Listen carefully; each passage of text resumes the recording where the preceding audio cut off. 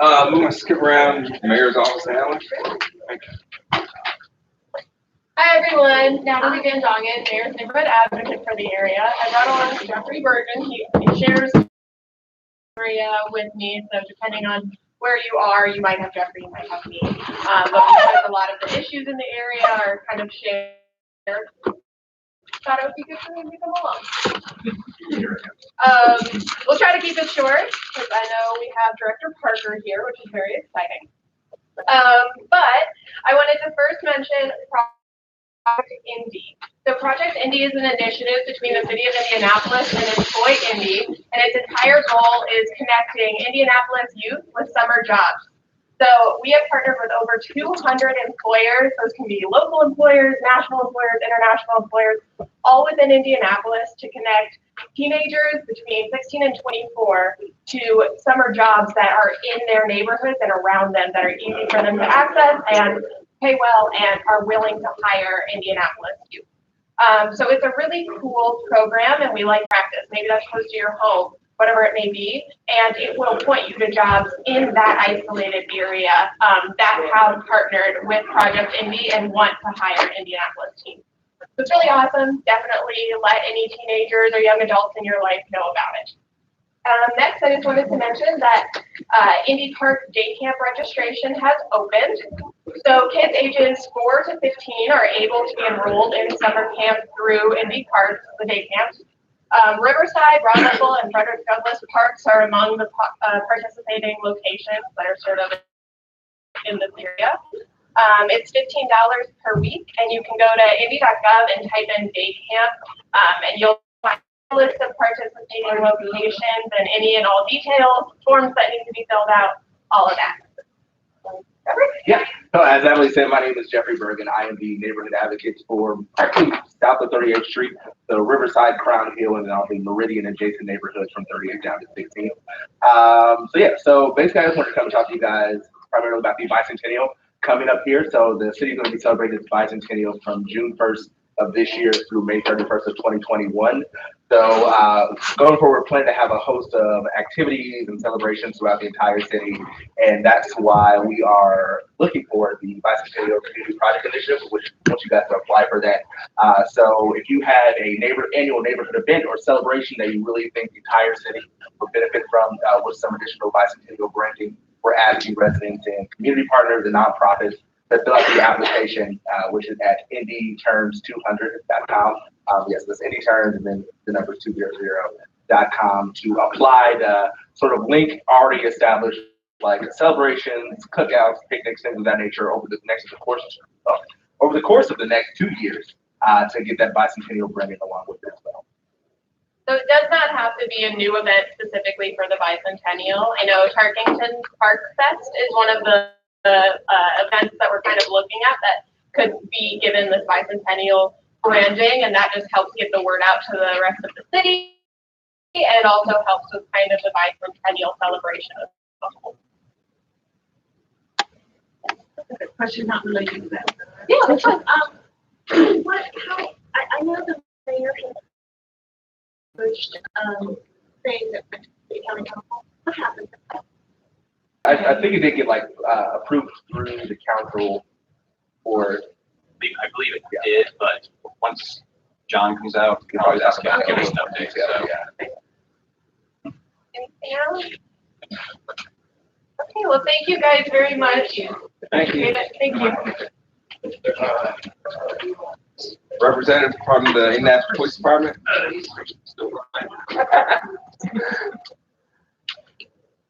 Oh, were you gonna give us somebody else? We can go right across. He's right here. We can go right. Can I do the prosecutor's office while he gives again? Hi, I'm Abby with the prosecutor's office, specific outreach coordinator for North and Northwest District. I spoke this month about our Water Relations Center, which is located in Denver. Still looking for us within the community. We will be training you. We ask for a year commitment. There's weekend hours, there's night hours, there's day hours. But right now we're just even asking if you're by the area at 10th and Rural and want to stop in, please come in and take a tour. They make cookies every day, so if you like Otis Bunkelmeyer, I can't remember. Yeah, they've got those cookies. So if you'd like to go and have cookies at 10th and Pearl and take a quick tour. I've also got information about our Second Chance workshop. We're helping people get their driver's license reinstated. I've got information over here on that as well as my business cards. So if you have any questions about the prosecutor's office. What's the program called again? Which we're on the table with some legal information in my cards as well with my information. All right, thank you very much. Thank you, guys. Thank you, Natalie. I was here last month. Officer Ross, Jay Young, with I deal with that. Our new incident mapping we talked about last month is lacking in the way that we get that data. But big incidents that we had happen, there's about 18 of them, what we call North District 11, all the way from where we are right now down to 30th. From Marie, to help you guys understand, because I know you guys broke up from district mapping. 9 of those incidents happened on District 9, 9 of them happened on District 7, and nothing really too major. They were robberies, thefts, battery. I can talk about those further. Like to speak. Do you guys have any questions? You want to talk about update on the shooting? Say that again? The BK Burger King? The Burger King? Yeah. There's nothing really that I can share at this time. It's still an ongoing investigation. There was a shooting at 38th in Illinois. They ended up catching the guy, one of the guys that was involved over on sale. Any other questions? I'm going to be sticking around. If you guys have any questions, please. Sorry, I actually have a question for Natalie. Sorry. Do you by chance get any kind of update on the school zone sign at 43? I did, and Mr. Parker can address it, but so you know, Dan, the request last meeting, what John Bark, I'm a BTNA member, longstanding, former BTNA president, and I'm on the city council representing District 7, the BTNA. The question was asked last month, how come there's no flashing light for School 43 when St. Thomas has a flashing light? And I interacted with Steve, and the response was that there's a distinction for schools to get a flashing light rather than a stationary sign with no flashing light. And the distinction is the type of street that it's on. So it's fast moving corridor like Illinois Street, you're going to get a flashing light. But if it's a residential street without that fast moving traffic, you're not going to get a flashing light. And that's the last update I got. Is that correct? Yeah. You're doing great. Yep. So that was the answer. And my response back was, well, can we get around that? And I haven't gotten it. Can we get around that? The answer? Return to the freeway. What? How was a throughway at meeting time? I mean, it's not a. Yeah, actually, I think the question I asked was, what's the distinction? What's the decider? Can they give you a speed limit? Because Yeah, I'm I not in can- Pike Township, and there are some streets that are slow streets like Capitol, and all our schools have those. Yeah. So if they can give us a speed limit to qualify. So we can either work on that issue.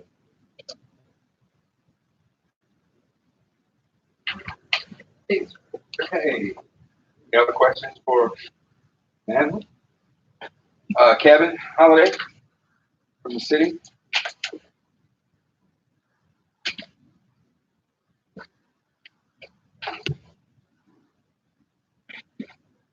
Good evening, everybody. Kevin Holiday with BNS Zoning. Not a lot going on right now. Last month I spoke about 520 38th Street. They had a couple of inoperable vehicles. I've since spoken with the property owner, and they are those as we speak. The only other issue is kind of two-part. 40. They have a dumpster and some junk trash and debris. This property actually was doing a complete demo, gut everything without any permits. My building inspector does have them in violation, issued a stop work order on. And in the process of our investigation, we also found other properties the same contractor has been doing without permit. So he's looking at all those. He's got, I think, 3 right now of that same contractor's properties in violation for failure to obtain their permits. This particular one is both structural permits and plumbing permits. Hasn't gotten anything. So we are working on that. Oh, cool. Anybody have any questions for me?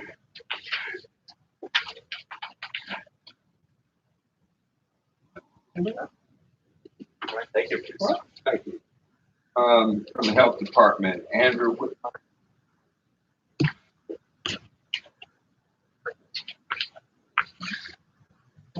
Hello, I'm Andy Whitmire with the Health Department. I guess the only update I really have is currently your open area. We're scheduled to hire someone the next pay period, so they'll get trained and they'll be up and going. So you'll have a fully dedicated inspector to your area hopefully soon. And then also, based on last meeting, we had someone mentioned the alley with the Dollar General. I did get someone to do a sweep down that alleyway, and we issued several orders to people, including Dollar General, and we'll be rechecking that this week.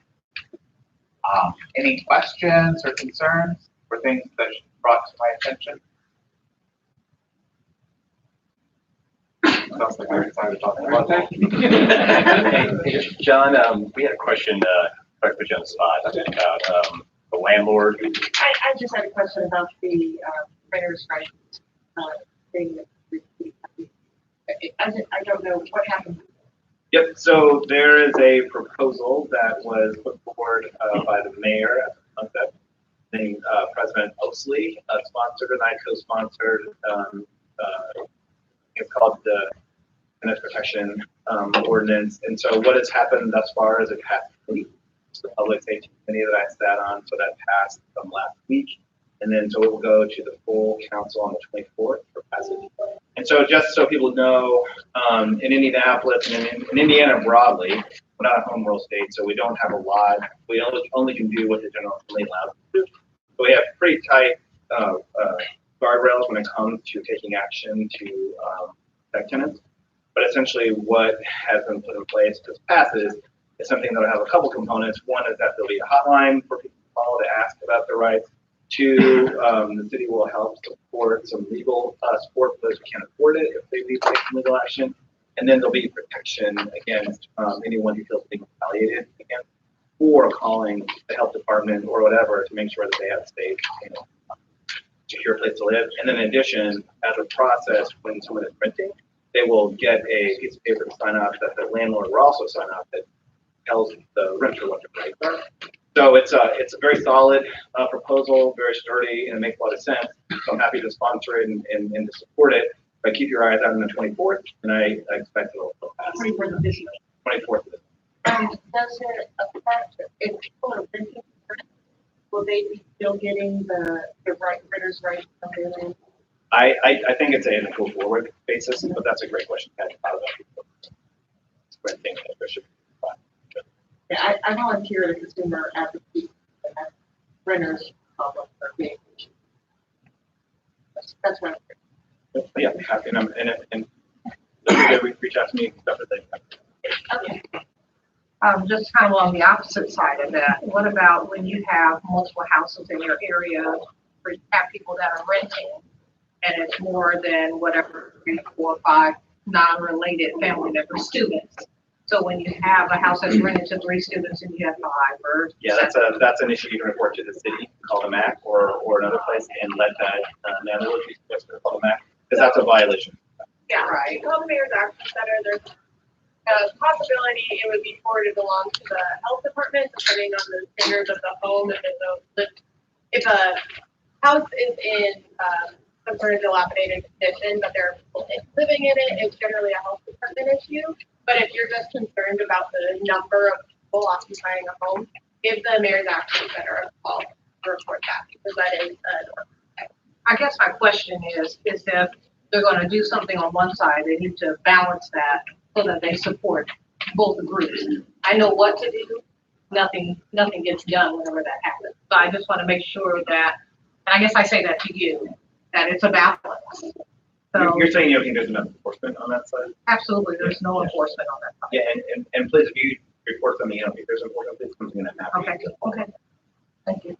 Along the same lines, I want to make about Airbnbs. But is there any city, county, you guys have that? Okay, so, I'm gonna resist the urge to give you a lot of information on this topic because, again, with no home rule, there has been, legislation passed through the State House that, preempts the city county council from doing much, of anything when it comes to Airbnbs. And I'm gonna do a deep dive on this because, it's a big issue. I can tell you this summer when I was running for office, I was knocking on doors, I was in Rocky Ripple, and I came across a house on Ripple. If you go back there at all, you know, there's a one of the first houses built is currently being converted into a large party house Airbnb. And is anyone here from Rocky Ripple? So we know that's a unique community that's quiet and people are passionate about it. My son had the best experience knocking on doors there. He wanted to move there right away because he just loved it. And so there's a house being converted to an Airbnb, and obviously the neighbors are concerned, so I've been helping them navigate zoning considerations. But while I've been helping with that, there have been 3 other houses in Butler's parking that have started to be converted as well. The other day, someone asked me for a special resolution recognizing his mother's 90th birthday, and I went to drop it off at his house, and he pointed next door, same situation, about 40th and Graceland. A house was torn down, being built up specifically to be an Airbnb. So those are all zoned properly. They're all being done according to the restrictions they're supposed to be covered under, but it's a real disruption to the neighborhood potentially, depending on how they're used. So there's a lot of work to do there from a council perspective, and once we get it worked out, we'll probably have to take a million changes. So it's a challenging situation to say the least. And as these continue to be built, it will become increasingly important to deal with it, especially if you live around Butler, because I think that will be a target for people who want to invest. If there's no housing buying, want to come and visit for children, it's an issue. So this is a meaningful issue that requires attention and dedication. Okay, the only other thing I want to mention is probably know and have noticed there's a big debate about crime going on that to me at a macro level is less helpful. I don't think there's any good thing that comes out of sort of parties debating these issues. I think the thing that matters, especially for me as a district councilor, is to focus on what results can I get here in the district. And so some of us, you saw us leave this meeting here we just had. I've started a group called the 38th Street Corridor Task Force that is really sort of micro-focused on trying to mitigate crime on 38th Street between Capitol and, which is a meaningful issue, causing some problems for us, exacerbating food insecurity issue, amongst other things. So we have great partnership from the INP, from the prosecutor's office, and from neighborhood leaders. We can put a plan together. We're going to start to work on regularly. So as we move forward with it, I'll report here in other neighborhood meetings. But my point is, when it comes to crime, I think really neighbors working together is going to help us solve that. And I'm trying to help that be facilitated here in the district. Thank you. Okay, 3-1.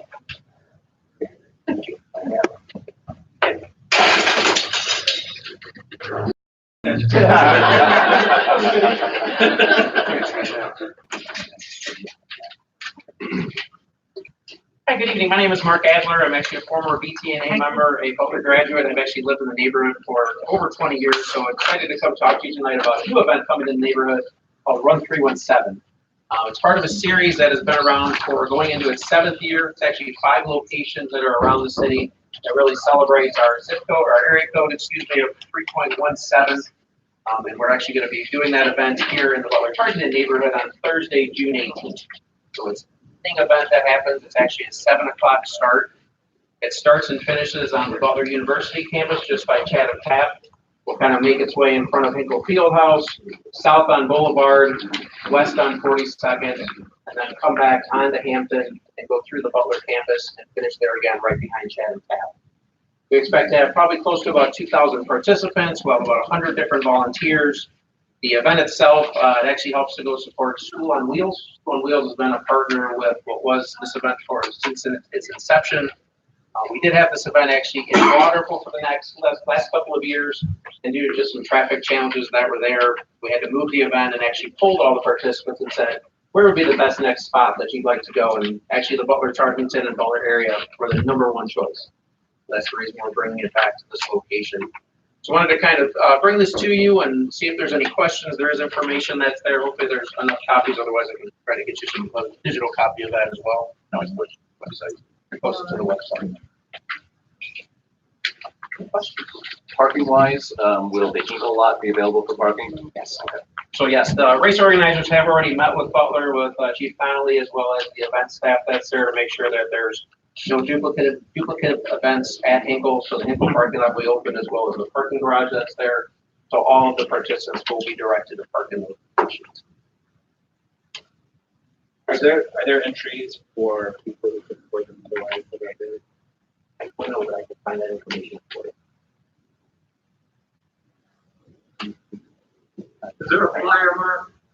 There will be, yes. They're still finalizing a couple of locations, so there will be a flyer that will go out and we can get that information up around the neighborhood and the businesses as well.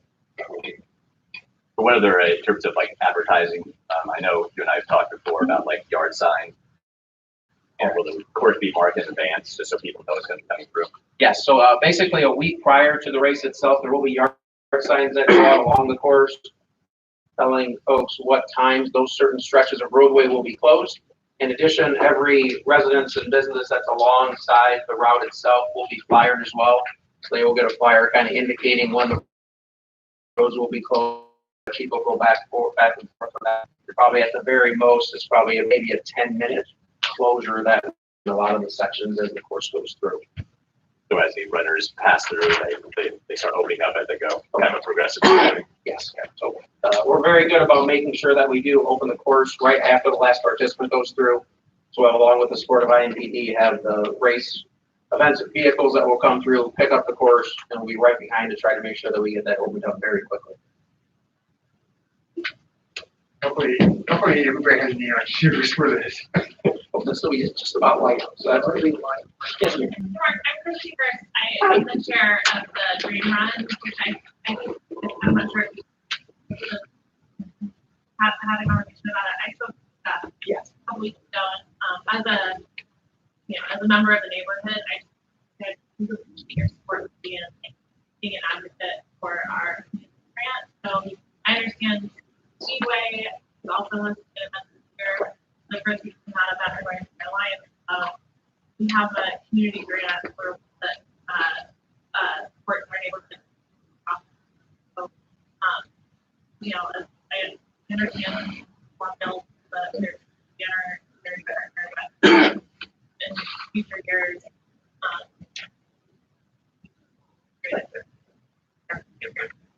Absolutely. Yeah, absolutely. School on Wheels again has been affiliated, so definitely I know Jeff said he did have some conversations about, if that was to change or there's other opportunities to look at it as we move forward. That would certainly be an opportunity. How many runners are you expecting? Could be about 2,000.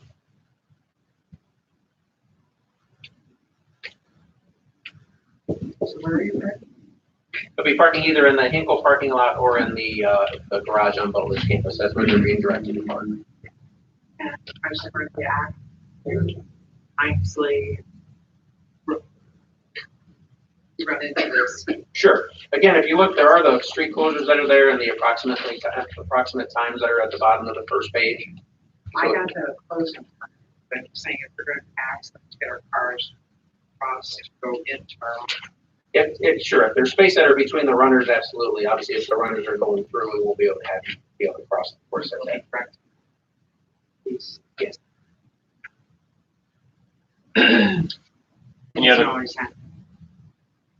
Any other questions? Thank you, Mark. Thank you. All right, next on the agenda is a discussion about an update from Department of Public Works on the flood wall project. We have two gentlemen, Director Parker, and I apologize, sir, I forgot your name. That's Not an issue. Mike's his name, I know who he is. Mike and Sonny.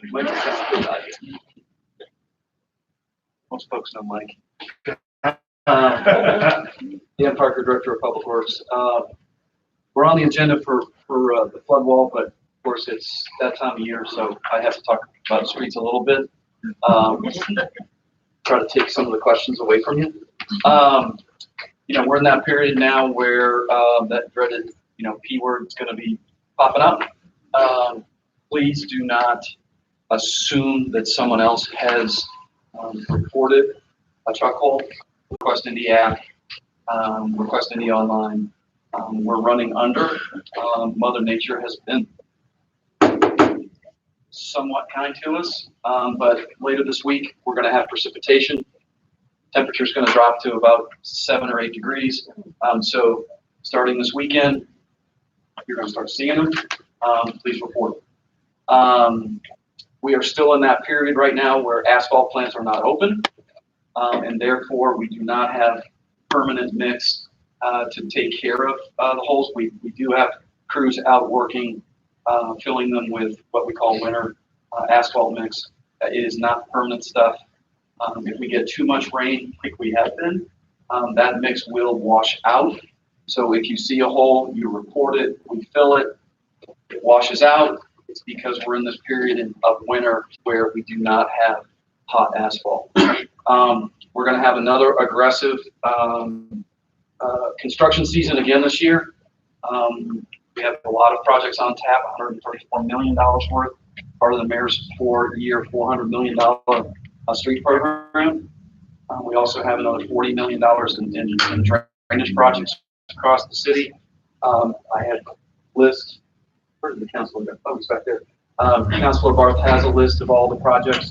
A lot of sidewalk projects going on in this area that relate to safe routes to transit and safe routes to schools.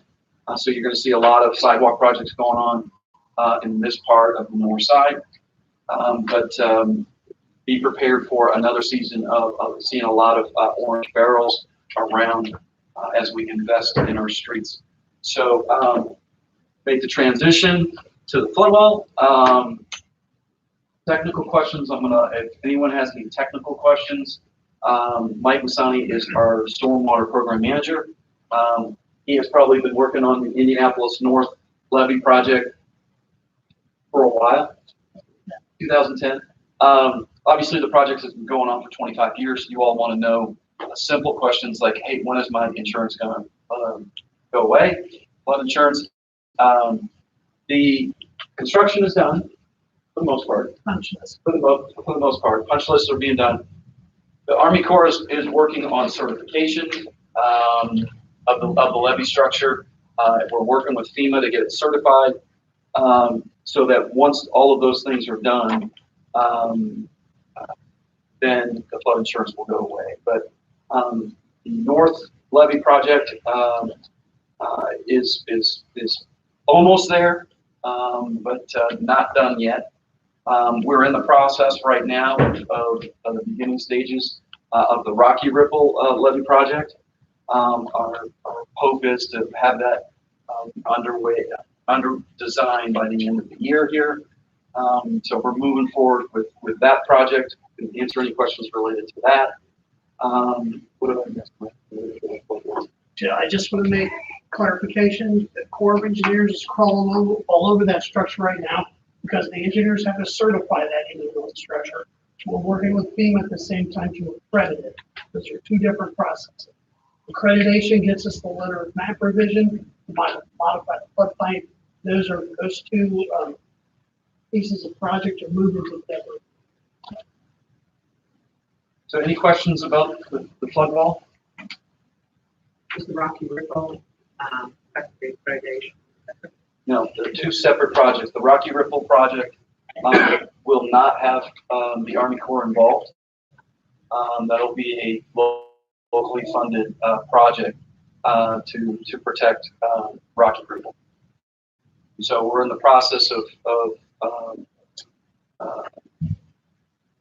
looking at, we still need to negotiate a project cooperation agreement, which needs to go through the city county council. So Council of Barth will have a say on that.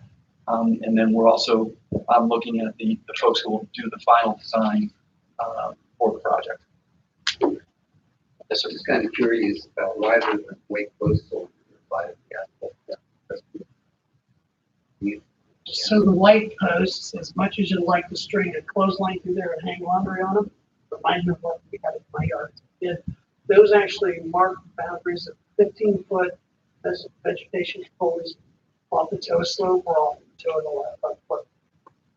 You can't have anything growing inside that 15-foot. But there will need to apply to the asphalt. Not. There should be one on the outside between the pathway and Western Boulevard, and then there's one on the canal side. So they'll mow them in that area and control vegetation. Yes, ma'am. There's that the sidewalk, what about the sidewalk?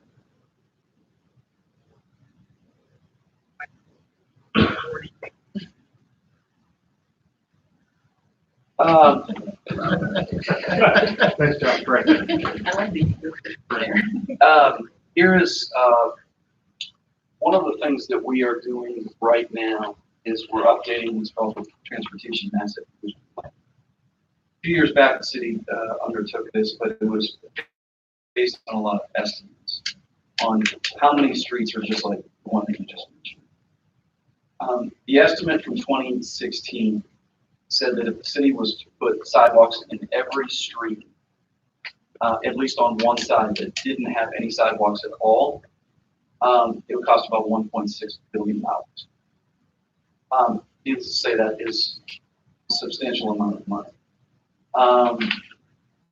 So the projects that we have this year for sidewalk construction in this, we actually applied for federal dollars to get. It was safe routes to schools and safe routes to transit. So really, between dollars for streets and dollars for sidewalks, we just don't have enough.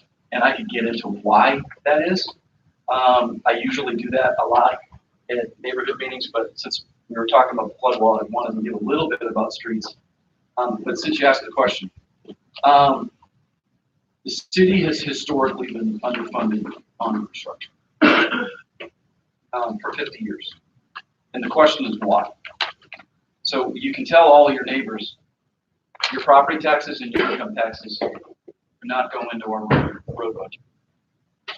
Not one dime. The dollars for our road construction budget, the 134 million that I was talking to you about, come from various sources: excise taxes, gas taxes, the registration fees you pay at the BMV, parking meter funds, actually scooters paid for some of our road construction as well. For anyone who doesn't like those things, yes, they actually help pay for something. But part of the reason why we're underfunded is that the city has 8,428 lane miles of streets. So the street you live on probably has 2 lanes. So that 1 mile equals 2 lane miles. The state formulas that pass out all of the taxes that pay for all of our infrastructure. We only get dollars for 3,300 of those 8,400 lanes. And part of it is because the formula back in the day treated every street the same. So one of the issues for Indianapolis is that we have so many streets that are multi-lane that they're treated the same as a rural county road in a rural county. And I'm not picking on rural counties, but there's a huge difference between 38th Street and a rural county road, but they're treated exactly the same. Traffic volume has no bearing on the formula that the state uses. So when you think of it this way, Indianapolis in terms of streets, I'm talking about streets, not even get the sidewalks, has about 30% of the assets in lane miles that the state has statewide, but we get 10% of the revenue. So that gap is why constantly we don't have sidewalks in places and we have deferred maintenance in places, because for 50 years this thing's been building up. And this is part of the reason why the mayor proposed last year that before sort of a resolution of how do we get to all these things that people want, which you want sidewalks. I get that a lot at meetings just like this. 166,000 people who commute in every single day to the city of Indianapolis and work here, and we have to fund the infrastructure for those jobs. They pay no income taxes and no gas taxes to the city of Indianapolis. Their gas taxes go to where they live, not where they work. Their income taxes go to where they live, not where they work.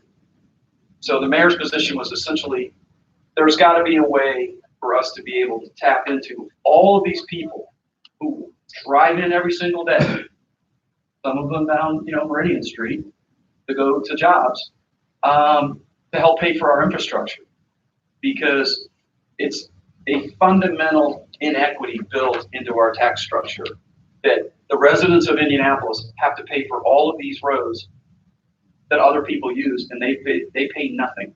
When you fill up your gas tank at the gas station down the street here, it goes into a state fund. That doesn't stay in Marion County. It goes into a state fund and distributed into a state formula.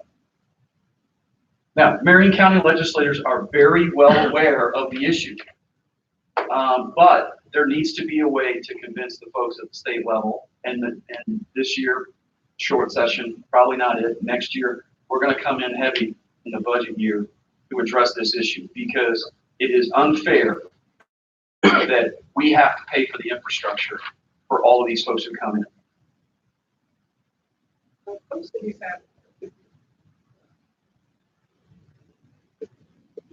We have that program as well. And the reason why I said, they can get therapist. In another neighborhood. So we started 2 years ago a neighborhood match program. It's 50-50. Actually, Butler University did put in for a project this year. We're evaluating all the projects right now. We have not announced the award winners are for this year. It's a $4 million fund. It's called our Neighborhood Partnership Program.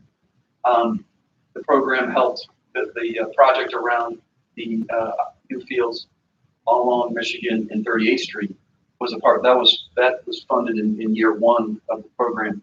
But the project that Butler put in for was actually for sidewalks.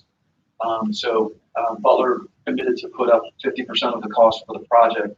I can't remember the exact boundaries, and I don't want to get too much into it because we haven't announced, said what the award winners are for this year. But we have that program funded for the remainder of our 4-year capital plan. We send out notices in the middle of November. The stipulations are that it must be a nonprofit or neighborhood group or a school. We've actually had a school system, the Gator Township school system actually applied one the first year. We built a multimodal path for them. They put up 50% of the cost. It was really a way for us to get applications from neighborhoods. What do you want? The smallest project we did was about $15,000. It was a split, 7,500, 7,500 to do sidewalks. Sidewalks have been very popular. Bike paths have been popular. The only requirement is that the project must be in the public right of way. So if you want more information about that, that's on our website. It's the Indianapolis Neighborhood Partnership Infrastructure Program. So the next round of applications will be in November. So, Mr. Parker, in addressing the keyword, we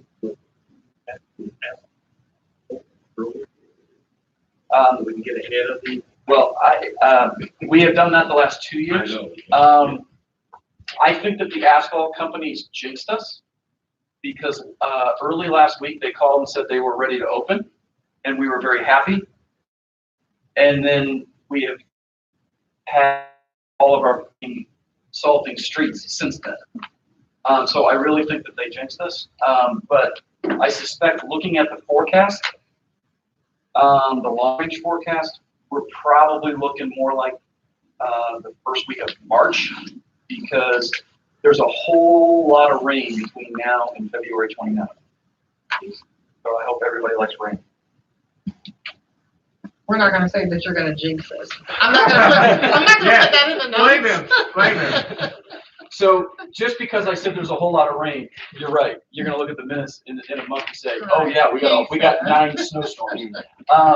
So it's we have not saved on salt this year because we have actually had to go out and salt just for a lot of freezing rain events and ice. Use just as much salt for that as you do for a snow event. So just because there hasn't been snow, our folks have been out in the trucks. They worked all weekend. You're getting off easy. I have one. If you're going down 52nd, you're crossing the bridge, the new bridge they put in, going to Broad Ripple, there's a big pothole right in the middle of the bridge. Here, the new bridge is where they cross the big canal. Yeah, 50, right behind Butler. Yeah. Where Butler and the canal enter. Yeah, the Rocky River. Yeah. The bridge is uneven. On the one side, on the other side there isn't. Okay, well, I'm gonna write that down, but on cases like this, it immediately goes to our garages for a work order. And our work orders for our crews are generated based on volume in a particular area. So if you has reported it, please don't do that. Those requests by you are where our crews go to work. Just one thing that we're working on for 2020 is that we are adding a second shift in our streets department. It's the first time we're adding people back into the department. Back in the early 90s, we had 300 people in streets. When I became the director, we had 99. We're moving that back up. We're investing in equipment, investing in people. Our second shift is going to work from 4 to 12:30. So if you know anybody who's looking for a job, DPW is hiring. It's tough work, but it's good pay and good benefits. Most of our workers work from 7 to 3:30, but we are a 24-hour city. You can't put it in a plate into the back, do it, but You can't put it in for requesting new ones. You can put it in if there's a problem with your sidewalk. I just wanted to compliment you, especially since you're all compromised, put in a walkway on Westfield sidewalk. It makes a huge difference, and it created an atmosphere of aesthetic enjoyment versus just a wall to protect us from flood. And it really, the difference between that and going over by Westfield on the way to Broad Ripple, where they just have the big mounds of dirt, it really makes it quite the neighborhood versus the other. And you should be complimented. I know it took a lot of work to have everyone complimented. I'd second that. Well, I think that the way the part in the Holden Garden ended up, it really kind of added to it instead of. Well, I love the fact that you left some space that we can still cut through. Go around baseball. Needed that. Oops, sorry. Kind of might be a softball question, but on the west bank of the towpath, where the towpath is adjacent to the gate, you have that kind of hump at the top, and we also now have a bypass that goes around it. Is that little hump, is that going to be kept in place? I think we're leaving that in place for maintenance reasons. Okay. But the trail actually goes around what we call the spider. Trail actually is meant to go out around to the west, away from the gate. But I asked about that just recently, and we're going to leave that in place right now just for maintenance reasons to the west side. Okay. It is not meant to be. Yeah, I've seen some people go up and over the hump. A lot of cyclists like to use it as a jump. They do. and some other people go around the bypass, so. I think we've managed to keep motorcycles and Jeeps off of the riverbank. I'll admit that I've actually taken my bike off that jump, and it was fun. All right. Yeah.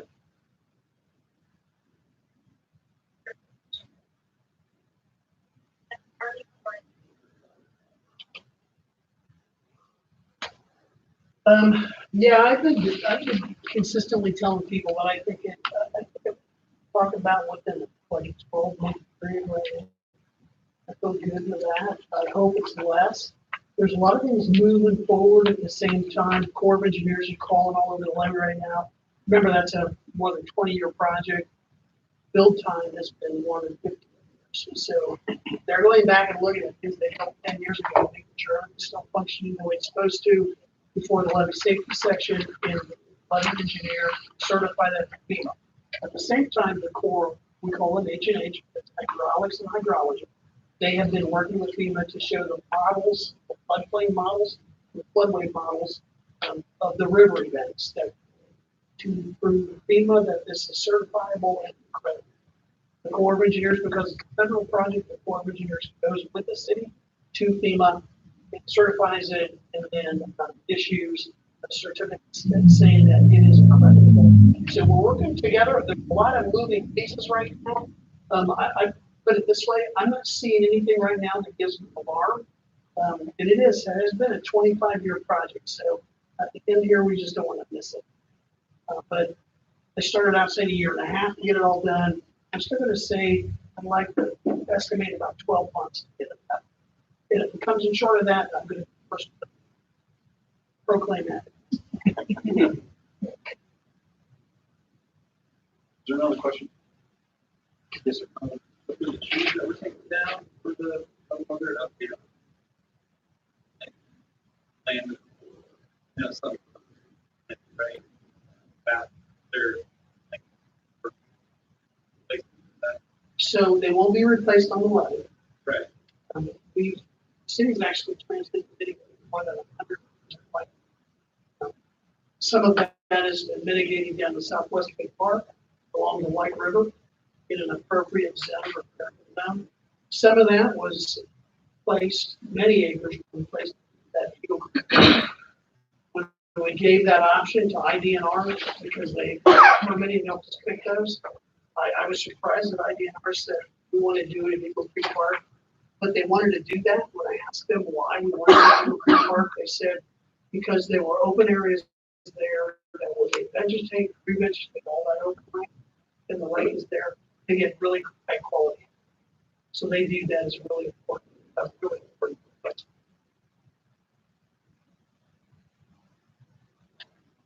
Could you give us a thumbnail of the bridge project? Yes. So we have federal funds to rehab bank. Almighty for that. That project will let September. So we will be starting construction on that. That's going to be a 12-month rehab. There will be detours needed, obviously, when that bridge comes out. It is a structure that obviously there's probably 2 or 3 steel plates on it now. The plates are on there because see right through. We had a woman took out the guardrail on one of our snowy nights. She was unharmed, taken out. Didn't obviously her car didn't end up in the river, but that bridge has needed a lot of work for a long time. It's coming next year. Kessler over the river, White River. On the way, west. Oh, yeah. Yep. When that gets started, is the plan like some of the other bridges to have a, I guess a temporary dam underneath on the river itself, or all of something that, to all of that obstruct is the water flow? permitted through our Yeah, I haven't seen that. I mean, a lot of that occurs, like how they're going to handle it. That does go up over the levee. Once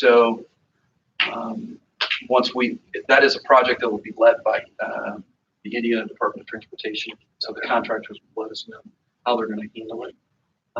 That's part of the bidding process.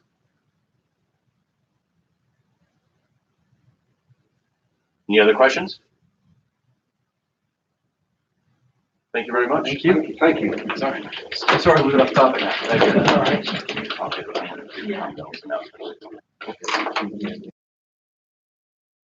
Before we get into the neighborhood, kind of the open comments, I know we have a couple folks who are going to have some things to say during that. Tom Bell couldn't be here tonight. For those of you who don't know, Tom is one of our board members. He's also the driving force behind our neighborhood cleanups that we often do in partnership with Keep Indianapolis Beautiful. He sent an email. He just wanted to remind everyone that the first Great Indy Cleanup Day for Butler Tarkington is April 18th. We'll be putting up a calendar event for this, and there'll be more information. But it's Saturday, so please put that on your calendar. That one, I believe the focus is from 43rd Street South down to 38th Street, with a focus on a lot of the alleyways. But please keep that in mind, and there'll be more information coming.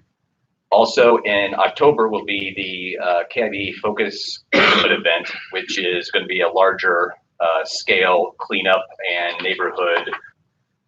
It's a multifaceted project, but Tom's got a committee going that's working on that, and more information will be coming out about that in the coming months. So just keep that in mind. And then I guess we're going to move on to the neighborhood comments. If any neighbors have anything to say. Bill?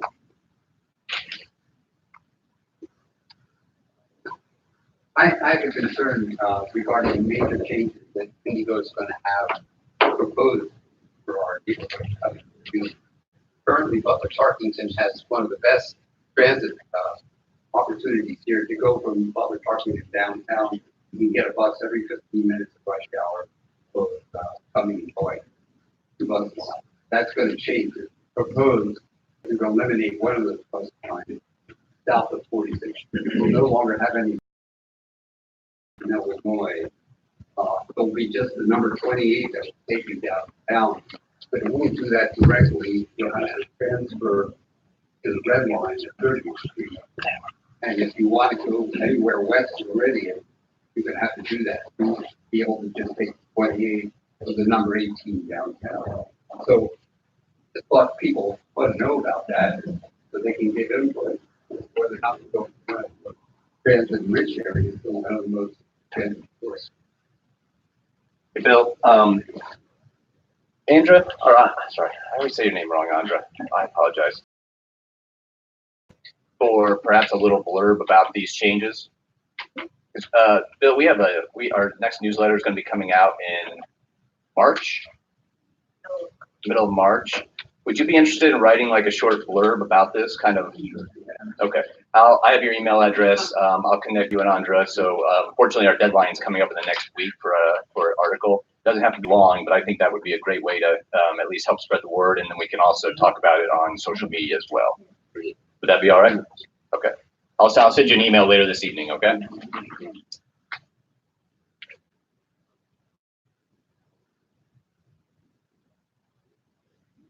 Yeah, there's multiple Indigo meetings being held at various public libraries about this. I don't have a schedule on me, but they're not well publicized, and on both of our buses, there's no notice talking about the meeting. Yeah, well, what I can do is I'll post up on Facebook with a link to those meetings and encourage neighbors to make their voice heard on that, in addition to a newsletter story on that.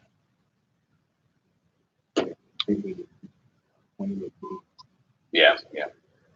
Anybody else have any other neighbors have any comments or concerns? And you want to talk about that thing I told you about tomorrow night at the church? If you want to talk about it, feel free. All right, tomorrow night at the church, right here, they're going to have a meeting on the land use that they're going to do about the parking lot at 6:30 downstairs in the basement. They also have one at 10. Yeah, it's a forum. Okay. Yeah. Just at some point, I know Butler is going to be changing the international school. The international school is starting a fund to build a place over at the international And it would be nice to know what other intense years feels. Sure. Our he is going to be back next month. He was undergoing his kidney replacement. So when he comes back for our next meeting, I'll make sure that we can get an update from him on that. That was public school options, and Butler would like to make it a lab. I don't know where they are in that conversation with, yes, in terms of designating that, but that's ideal. Well, I'll email Michael and see if he can be prepared to give us an update next meeting. So I want to say something else too. I may put Brenda on the spot, but I don't know how many people here had the opportunity last Friday to go to School 43 for the reopening of their library. Did anybody here make it? Yeah. Brenda, you want to? It's amazing. It really is. If you saw that library before Brenda and the committee worked on it, I mean, it's something to see. I mean, it really is. I mean, I just want to give Brenda and her committee a hand of applause.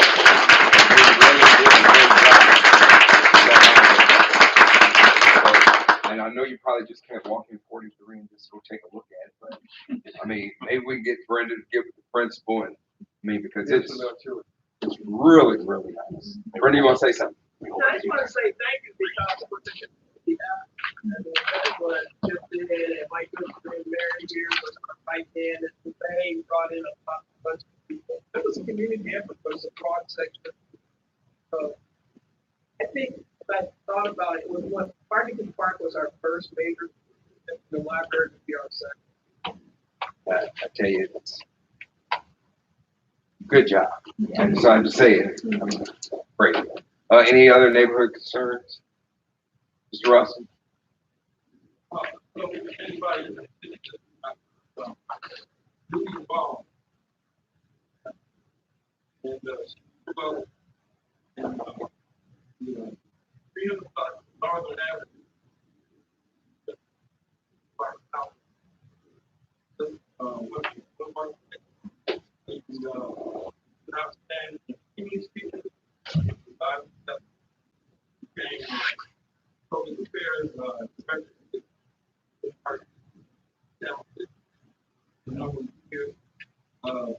Shepherding, first, Blue Raw, Telethon, college, and we just looked right on the corner of the apartment.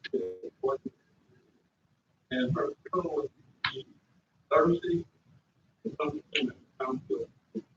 By 12:30.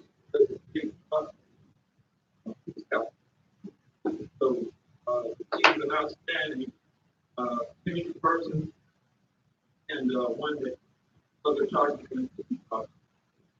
Thank you, Mr. Russell.